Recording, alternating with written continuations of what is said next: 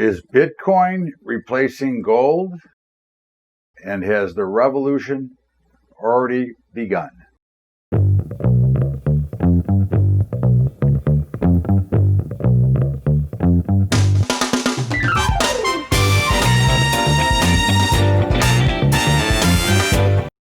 What's up, everybody? Welcome aboard to Bubba's Bottom Line. It is Sunday, January 2021. My goodness. January the 10th, and here we are with what a week. What a week we just came out of. And of course, this first part of today's Bubba's Bottom Line will be brought to you by Family Farms, our new farming partner. And of course, our goal is to educate farmers and help them better protect themselves while never giving up the upside. And by the way, these markets have gone up. We don't want to give up the upside. That's our friends and Family Farms. And of course, it's our job to try to help educate the farmers and producers so they can save money but yet be protected from the next major down move. In the meantime, what a crazy weekend. Of course, finally, President Trump has resigned to the fact that he did lose. Now, again, I don't, you can question it however you want, but as I have said for weeks, you got to move on. It's on to, if you're an American first, which I am, it's on to the next administration. Let's go. And of course, we had the big election in Georgia on Tuesday, which turned out to be a loser on both sides, and of course, two very close races. But so as it stands now, the left, it's a 50-50 split in the Senate, and the vice president is the deciding vote on any 50-50 vote. Now, the only thing that is going for the Senate at this moment, and again, if you like to have checks and balances in your administrations, then you don't ever want one party, whether it be Republican or Democrat, to have total control. But it looks to me, if I were to guess, is that Joe Manchin is to the Senate what Roberts is to the Supreme Court. He is the opposite of what he was elected as. So we'll see. Again, it is what it is. Look, we're going to live, we're going to go forward, and we're going to move on. And somehow America will survive, as it has through every administration so far in history. And I don't think this will be different. And of course, if you look at the markets, they wouldn't know who was in. But we do have, obviously, still the haters are still out there. It's amazing how much they can't stand President Trump. And I'm not thinking about people, because obviously 75 million people voted for him. Okay, but you had the revolt at the Capitol, and they broke at the Capitol, and I do not support that. I do not support the violence at all. I think that was a tragedy. I think that President Trump waited a little bit too long to step up and say, hey, we don't need violence here. Go home. Now, to his defense, he did say, walk down Pennsylvania Avenue and peacefully let people know how you feel. Okay, but he did not say go violent. Now, there's many saying he didn't incite the riot, but even Charlie Gasparino, who is left, defended President Trump for the first time in his 4 years in office. So, and, I don't care much for Gasparino either, but just a point that, a guy that would never support him did support him here. So, but in the meantime, he could have stepped up a little bit faster and a little bit more forceful. And of course, he has now been banned from Twitter for life. God love it. We are no longer the country of free speech. As we talked about last week, Facebook banned the conservative speech before the Georgia election. And now President Trump, of course, he'll build up Parler, that new one. And of course, I think Twitter's probably got some problems since he only had 57,000 tweets over the last 12 or 13 years. In the meantime, the new administration is getting ready. And of course, again, I just want to reiterate, the violence was ridiculous and should never happen. Of course, it should never happen anywhere. But it is amazing the outrage that was seen from that versus, what's happening in these cities with the peaceful protests. Okay. And more importantly, that there was some Antifa dressed in MAGA clothing type of things that were actually, I guess, shuttled in. But anyways, we're on to what's going on now. And I asked the question, is Bitcoin replacing gold? And the answer is, well, not really, but maybe for the short time. For the fear of missing out trade here, as Bitcoin has hit 42,000 now. I mean, it is getting to the point of ridiculous and bubblish.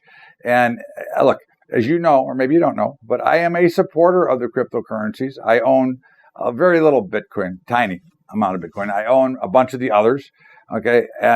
But again, I am not invested enough. If it all went to zero tomorrow, it would not disturb me. It would be, to me, a bad weekend in Las Vegas. Okay. That's my investment here. I'm basically gambling. Okay. But it does appear that you saw, pretty heavy selling in the metals in a obviously a monster rally in all of the cryptos, especially Bitcoin. I mean, that is the headliner. But, I don't know how you could actually call it a replacement. I mean, certainly, if you're putting lots of money into something, I think you'd like to touch or feel something. But it does make a lot of sense, and especially in some of the communist countries where people are trying to get out. If you've accumulated any wealth, you can't pick your stuff up in suitcases and walk out. Okay, so the Bitcoin theory, and I think the Federal Reserve is now getting worried about it. Okay, and the governments are trying to get worried about it now. I don't know if they can regulate it or not. I hope not. I don't think they can. But this is also the first sign of revolution. Okay, because the libertarians, which I am one of, are big believers in the non-Fed world. Okay, and the Fed continues to prove how ignorant they are at understanding what is happening, and continue to try to hide inflation by bringing in cheaper dollars. So the rallies that we've seen, and we'll talk about that in the market segment, but the rallies are they real, or are they just because it's cheap money? Okay, I mean, a case can be made for both, but obviously the disconnection between the economy and the markets has never been greater. But I think when you see, the best person to ask, if you want to ask about inflation, really, okay, and not the malarkey and crap we hear from the Federal Reserve, ask a farmer. Okay, they'll tell you, they're the ones they're getting scorched the worst of anybody throughout this period where they keep claiming no inflation, because the cost of their input, fertilizer, fuels, and everything else keeps going up. And until recently, the grain prices and the meats were not going up. So they were getting hammered across the building. So again, these are all things that could eventually lead, and again, I've said this for years, this is not recent. I think that we're going to see, another Revolutionary War or Civil War, or, kind of like the Boston Tea Party. I mean, you can only continue to strip free people of their rights for so long. Eventually, they're going to stand up, and and maybe they won't. I mean, look, I don't think I'll be here to see it, but I believe that you're going to see it at some point in time. I don't see any way to get around it, because wait until you have the next market collapse, which will come. Now, when? Who the hell if I know? Okay. But, the five Fed presidents praising this inflation model, I think they're living in the Stone Age. I think they have no comprehension of what markets actually do. I think they have what you would say is lost touch with reality.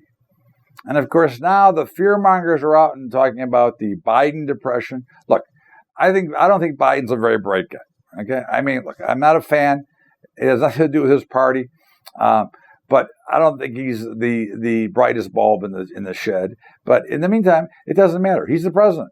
Okay, and you've got the fear mongers telling you that he's going to cause a depression, or look, what he's going to cause is a lot of debt. Okay, I mean, President Trump caused a lot of debt, and this guy's going to give a lot more. You've already heard the talk of the bailouts, which is why the Senate was so important. But again, so far, Manchin has voted down the first crack at 2,000 stimulus checks. So we'll see where we go from here. But you know that those printing presses will be rolling. Okay, that we know. And they want to get all these packages done. Now, hopefully, they'll do this infrastructure package, which has been promised forever. okay, and has never yet been done. Because you want to really put America back on the map and put them back to work, rebuild it. That's what we need. The last time it was done was in the 50s. Okay, we need our roads, our bridges, our levees. We need everything rebuilt. And imagine how many people because you're going to have a tremendous problem with employment if they decide to ever open up this country again, which who knows when that's going to be, because so far, every one of my favorite places is now out of business. But if they ever open up again, which obviously we will, the vaccines are out and so far. But when they do get open, people are going to need jobs. What are all these restaurant servers going to do? They're going to be out of business now. This is there's a lot of employment here. This is a tragedy. Okay, and no doing of Biden other than it was a big doing of the left, because that's the only states that stayed closed basically. But again, so listen. The market's going to continue to go higher. There is no way to call it. But of course, there are certain people, an ex-Reagan administrative guy, and if you know who I'm talking about, I'm not going to mention any names, but he's been calling for the collapse of the system since 2010. In the meantime, we've only rallied 250% since then, or 300%. I mean, okay, keep calling for the collapses. Keep looking for the markets to melt down. Keep looking for everything to fail. And of course, they don't. Because where are you going to go? Okay, I mean, look, the whole situation is somewhat ugly. Okay, the economy is not in great shape. Okay, we're not working. Stimulus does not create jobs. It does not create growth. But the bigger problems I see are China is going to be back in full vogue, along with OPEC. You wait and see what fuel is going to be in the next year or so. Now that I can probably say with almost 100% certainty that gas is going way up. Okay, but you're going to be paying at the pump now. If you're driving a lot, you're going to be directly impacted. This is going to get ugly.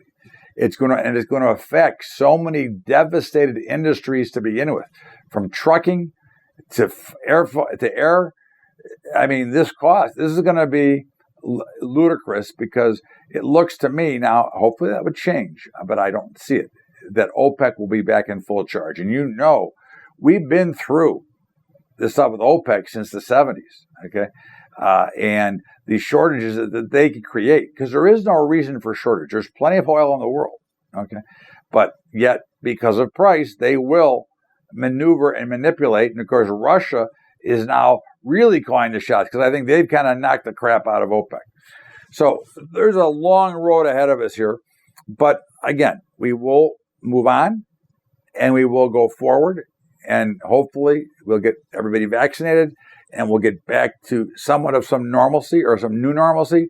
But we need to get people back to work. We need to get the stadiums back open. We need to get everything as normal as we can, so that America can start to grow again and America can start to thrive again.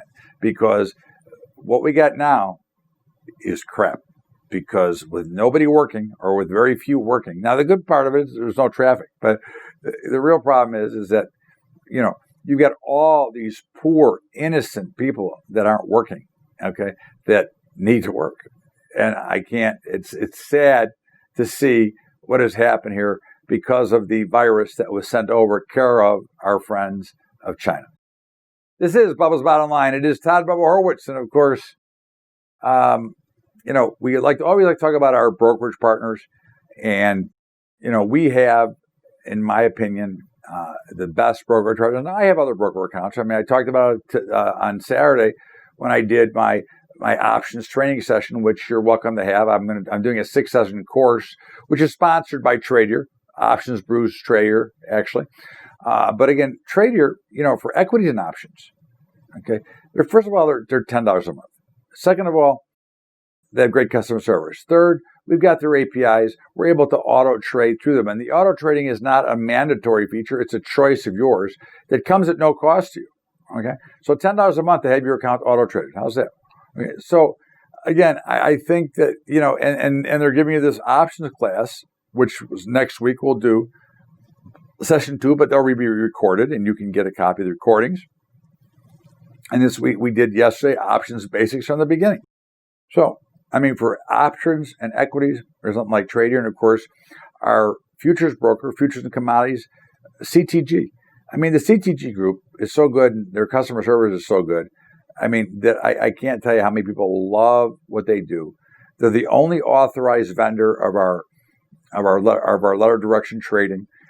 They're the only ones who get the algorithms, and you'll see as the year moves on, we'll be clamping. If you're using somebody else and sending them the trades, we're clamping down on that as well.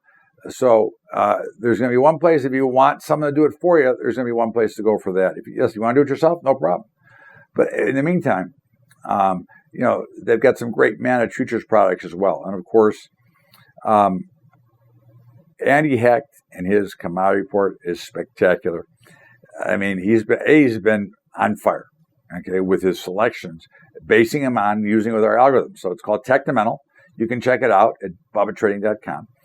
And of course, don't forget about our high school program at Patreon, patreon.com/BubbaTrading. That's patreon.com/BubbaTrading. Now let's get back to Bubba's Bottom Line and our market review with myself, Todd Bubba Horwitz. We're going back to the show.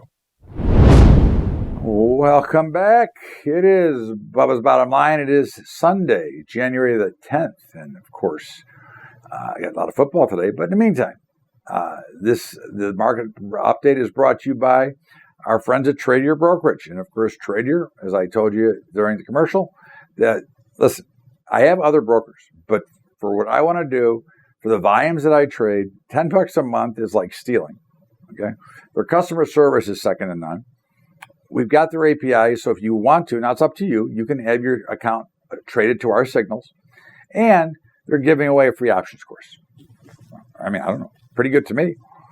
So anyways, well, as we remain long the equities, now certainly, Sunday night last Monday, it looked like it was the end of the world, and we closed on new highs across the board. Amazing. Okay. And this is the problem that too many people have in trading and investing, is they get too emotional during the day. They get too emotional during the trading day and make themselves do things that are not right, versus allowing markets to play, which is why you can never panic. Remember, you never let them see you sweat. You can never let them see you sweat. You have to, look, if you want to get out, pick a spot and don't let the influence of a market intraday ever tell you what to do. Okay? That is a mistake. In the meantime, so we remain long the Dow, the Russell, the S&P, and the NASDAQ. All four made all-time new highs on Friday, closed on all-time new highs. So now into the metals. Now, I asked earlier, is Bitcoin replacing the metals? Well, listen, gold got waxed yesterday. On Friday. Okay. And I say this to you. Now, we were long going in. We will be long until tonight, okay, or Monday morning, whatever. But we're going to reverse out now, gold and silver. We were long on both and made money on both, but wow, what did we give away? And of course, we don't know how the result's going to be tonight, but what a pounding, okay, did they take this week, but especially on Friday, okay. Gold was down $63 per day. It was down one time almost 80. Silver was down almost $3 at one point. And platinum got crushed. Now, platinum we're still going to be long, but that's also very close. But I wrote for Kitco on Friday, and I said, I'll tell you this. I don't think that, first of all, I would not be a buyer here, even though normally I'd like to be a buyer on support. It doesn't look good, and it doesn't look right. I'm already long, so it's not like I'm not going to stay long. It's just I'm not looking to add. And man, did it get pounded. And so, like I said, we're going to reverse, but it was ugly. It was an ugly week, okay, as far as I'm concerned.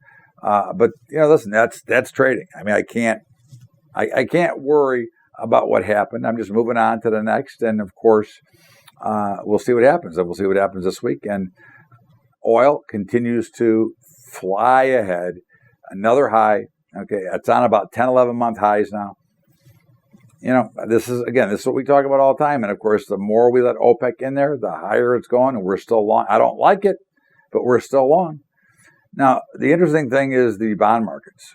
Okay, now we did reverse, and we are short, and they got clobbered last week.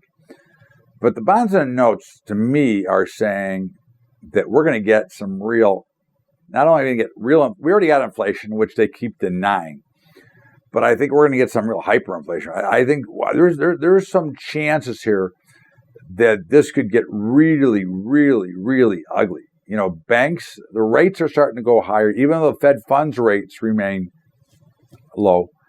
Banks are starting to raise or hike rates. The demand for money is still there. Housing is still exploding.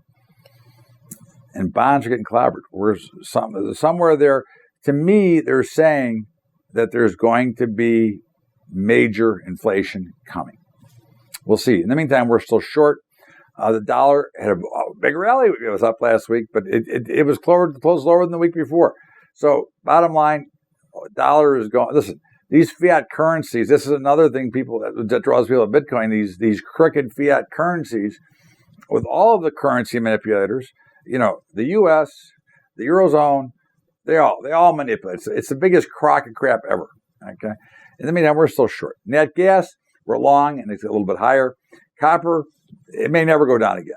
I think it had one down day last week. It like gave the bears a break for 5 minutes, and we're still long copper, of course. So when you look at the markets, your goal is to make money, not to be right, but to make money. Okay, amateur traders want to be right, pros want to make money, and you make money by trading with the path of least resistance. And of course, in the grain markets, you know, soybeans and corn are off forever. They're never going down again. Well, until they do, which will probably be some sort of a pullback. But corn got over $5, and it was just a week or so ago we were saying $13 beans. Now we're going to be saying $14 beans because that's next. Wheat was a little bit lower, but did break out and put a new contract high in for this contract. So the grains look phenomenal, and I think they're going a lot higher. The meats, I mean, they've been really just struggling, kind of churning back and forth. Now we're short feeder cattle and long the other two, fat cattle and of course hogs. Now I like them all. Okay. Now again, I am short the feeders, but I do like them all, and I do expect rallies here. I think that this will be I think to me the action is very similar to when the grains finally broke out, and I think they will break to the upside. Now I could be wrong, but that's how I would see it. And of course, in the soft commodities, cotton higher, and we're still long. OJ is higher for the week, I think. I'm not certain. I don't remember, but I know we're long it now, and I know that's what I know. Okay, coffee's been very volatile and choppy, but I think it was pretty flat for the week. It had a major beatdown, midweek. The sugar, which we are now long, was a little bit higher, and cocoa was higher, but then finished the week on a weak note. But it was higher for the weekend. Of course, we're still short cocoa. But when you look at the markets, again, if you look at Bitcoin, look at the crypto space, they trade 24 hours. Okay, so they're dispelling all these rumors of trade, which have been around forever. But so when you look at it, you can see that Bitcoin is flying. Okay, so look, I would not be putting in new money here if I was never in. I'm in. I'm not selling, but I certainly wouldn't be buying. Okay, and I would watch gold carefully. I don't think that this is a time just to jump in quickly here yet. I'd like to see what's going to happen here. There's something deeper below the surface. And look, if you're putting it away, buy away. I'll buy some physical this week. Just again, I buy physical. I trade the paper crap. Okay, so look, the Bitcoin got over $1 trillion. The market cap of the crypto space is over $1 trillion, first time ever. How high can it go? JP Morgan says 146,000. It could be someday. We'll see. Well, listen, I have no idea right now. I would suspect there's a greater likelihood for a big sell-off than a big rally from here. Now, I could be 100% wrong. There's no way to know, but I do like it, and I'm still listen. I'm looking to still buy and own. Okay, these are not things I trade until they go to an exchange that I can understand. I am not trading them. I will play with them and own them. But they are real. They are spectacular, and they're going to have a place in this economy at one way or another. And again, I don't think they're going to replace gold, but they certainly can be an additional asset class that will be more recognized, especially when they would finally allow the ETFs, which I think if you want, and one of the things to watch this week, I think for everybody, is watch the pot stocks. Okay, I am long some pot stocks, and I'm certainly looking to get longer here because we know, or we should assume, that this party in office now is going to federally legalize it, which obviously would create more of a tax base as well. So this is Bubba's Bottom Line. It is Todd Bubba Horowitz. We're going to step out of a break, and we'll be right back with more after the break. And of course, as we open up the segment, we talked about our one brokerage partner for equities and options, and now we'll talk about our futures and commodities broker. And know that I have more brokers, and wherever you go is up to you. I'm just offering where I think is the best and where I trade from. Okay. So in the meantime, this is the CTG Group, phenomenal service. They are the only authorized vendor of our products.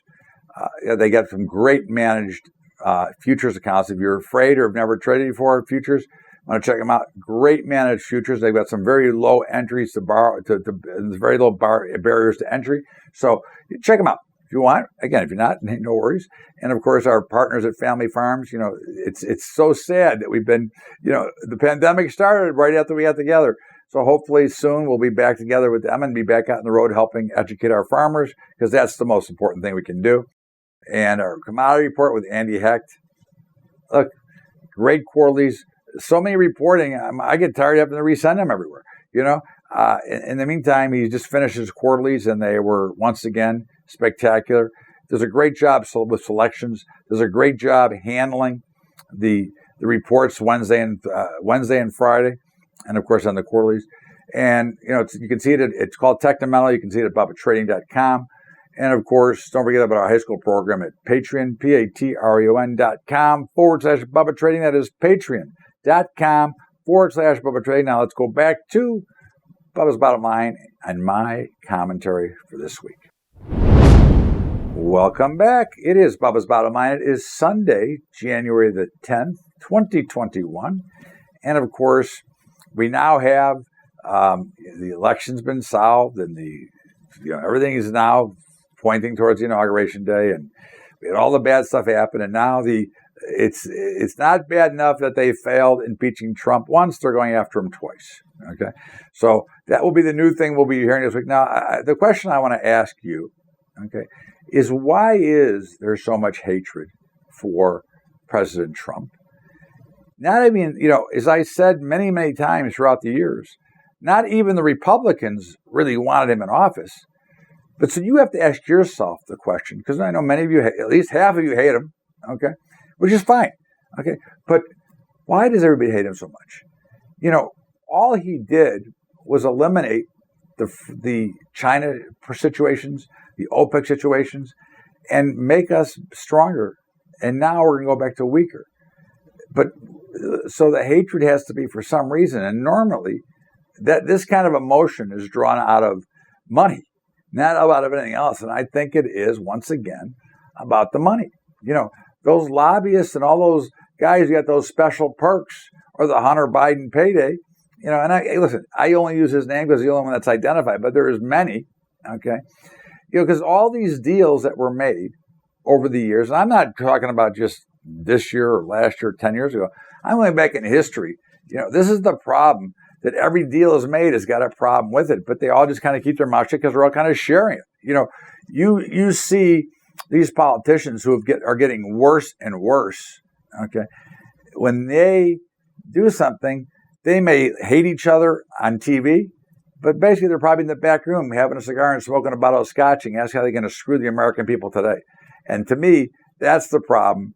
And I think that's why they're trying to impeach Trump, because if they happen to be successful this time, and very well could be, then of course he can never be elected again. Because if he does not get impeached and he doesn't go to jail, okay, which they're going to try to do that as well, then he will be running again probably in 2024. This is Bubba's Bottom Line. It is Todd Bubba Horowitz. Of course, we got football. And by the way, speaking of football, they ought to shoot these officials. Yesterday's game, Indianapolis-Buffalo, one of the worst calls at one of the most key moments in the game. It didn't turn out to affect the outcome of the game, but it could have. And it was a fumble with 30 seconds to go that was a fumble, and it was not overturned. But in the meantime, we do like the card a lot today, and we do like the Baltimore Ravens. we do like the Pittsburgh Steelers, but not as much as we liked them earlier in the week when they were 3 instead of 6. And we like the New Orleans. I am playing this. I already played them, but the Steelers and the Ravens, and I have a 3-team money line parlay. Okay, with throwing in New Orleans. I just don't like playing the 9.5. In the meantime, have a great weekend, everybody. Let's have another successful week, and let's continue to rock and roll. And remember, we're Americans first. Let's remember that always. Have a great day, everybody. Have a great weekend. We'll see you tomorrow with Bubba's Day Update, and let's see how those markets open up tonight. We'll see you.